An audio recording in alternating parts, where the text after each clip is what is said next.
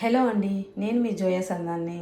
ఈరోజు నేను చేయబోయే రెసిపీ వచ్చేసి కేఎఫ్సి చికెన్ టైప్లో కేఎఫ్సి ఫిష్ చూద్దామండి. పిల్లలకి బాగా ఇంట్రెస్ట్గా తింటారు. ఇది స్నాక్స్ ఐటమ్ అండి.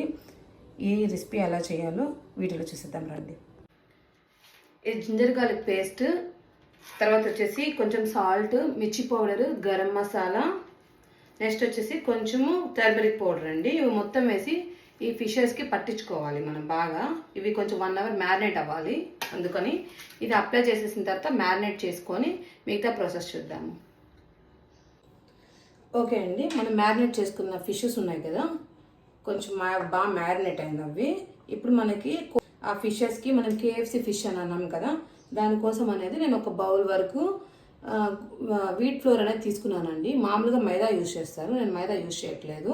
నేను వీట్ ఫ్లోర్ ఒక 1 కప్ వరకు తీసుకుంటున్నాను.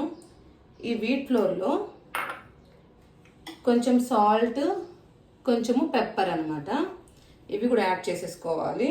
మిర్చి పౌడర్ అనేది యాడ్ చేయకూడదు. తర్వాత కొంచెం బేకింగ్ పౌడరు, తర్వాత వచ్చేసి కొంచెం గరం మసాలా అండి. ఇది కూడా ఇవి వేసేసిన తర్వాత బాగా ఈ మిక్స్ చేసేసుకోవాలి. మిక్స్ చేసుకున్న తర్వాత ఇది కూడా మనం పక్కన పెట్టుకోవాలండి.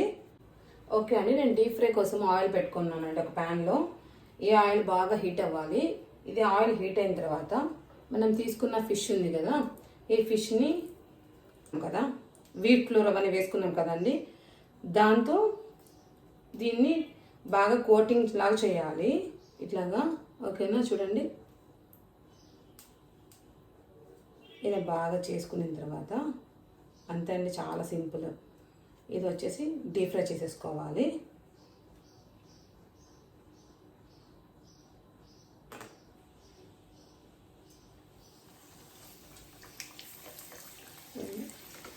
ఇలానే మొత్తం ఫిషెస్ మొత్తము మనం డీప్ ఫ్రై చేసేసుకున్నాము.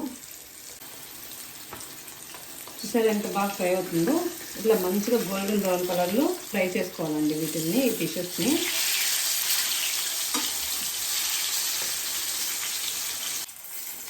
ఓకే అండి, మన ఫిష్ అనేది రెడీ అయింది. ఇప్పుడు తీసేసుకున్నాము. మిగతా ఫిషెస్ కూడా ఇలానే ఫ్రై చేసుకున్నామండి. ఓకేనా. ఓకే అండి, మన కేఎఫ్సి ఫిష్ ఫ్రై అనేది రెడీ అయిందండి. సర్వ్ చేసుకుందాము. ఓకేనా. ఓకే అండి, మన సర్వింగ్ బౌల్ అనేది తీసుకున్నాం కదా. ఈ రెసిపీ మీరు తప్పకుండా ట్రై చేయండి, పిల్లలు చాలా ఎంజాయ్ చేస్తారు. ఇంకో రెసిపీతో మీ ముందు ఉంటాను.